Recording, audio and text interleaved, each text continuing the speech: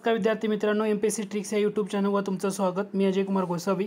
म्हाडा सरळ सेवा भरती 2021 त्यावर महत्त्वाची अपडेट आहे, ती आहे परीक्षेचा दिनांक।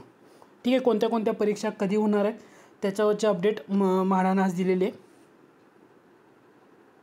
म्हाडा परीक्षेमध्ये टोटल तांत्रिक आणि अतांत्रिक गटातले एकूण 14 संवर्ग होते आणि या 14 संवर्गामधले 565 पद भरण्याकरता अर्ज मागवण्यात आले होते। त्याच्याबाबतचे परीक्षा कशी असेल, स्वरूप काय, अभ्यासक्रम काय हे ऑलरेडी डिक्लेअर केलं होतं। तर सध्या त्याचा परीक्षेचा दिनांक जाहीर झाला आहे 5 डिसेंबर, 12 डिसेंबर आणि 12 डिसेंबर। ठीक आहे, याच्यामध्ये 3 क्लस्टर्स केलेले आहेत। म्हणजे 5 डिसेंबरला सकाळच्या सत्रामध्ये ह्या 4 गटासाठी परीक्षा होईल। म्हणजे लघु लेखक, स्थापत्य अभियांत्रिकी सहाय्यक, भूमापक आणि अनुरेखक या गटासाठी ज्यांनी अप्लाय केलं होतं तर त्यांचा पेपर 5 डिसेंबरला सकाळच्या सत्रामध्ये म्हणजे 5-12 म्हटले 2021 5 डिसेंबर 2021ला परीक्षा होईल। 12 डिसेंबर 2021ला सकाळचं सत्र आणि दुपारचं सत्र असे 2 सत्र केलेत।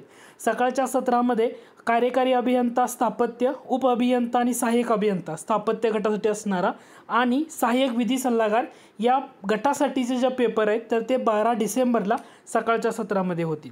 आणि तिसरा आहे दुपारच्या सत्रामध्ये कनिष्ठ अभियंता स्थापत्य या गटासाठी 12 डिसेंबरला दुपारच्या सत्रामध्ये तो पेपर होईल। तर तुम्हाला ज्यांनी ज्या गटामध्ये फॉर्म भरलेला आहे, म्हणजे तुम्ही लघु टंकलेखकासाठी भरला असेल तर तुमचा 5 डिसेंबरला पेपर होईल, हे इथं लक्षात घ्या।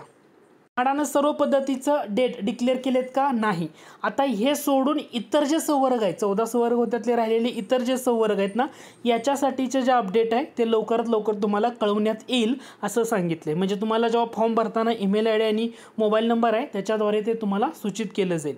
परंतु इतर गटासाठीचा म्हणजे उर्वरित क्लस्टर आणि संवर्गाकरता परीक्षेचा दिनांक लवकरात लवकर जाहीर केला जाईल। तर सध्या म्हाडाने प्रोसेस सुरू झालेली आहे आणि याच्यामध्ये जे गटासाठी तुम्ही फॉर्म भरलाय त्यासाठी तुमची परीक्षा 5 डिसेंबर आणि 12 डिसेंबरला नक्की होईल। अशाच महत्त्वाच्या अपडेट्ससाठी आणि इतर मुद्द्यासाठी चॅनलला नक्की सबस्क्राइब करा तुम्ही। Okay, thank you.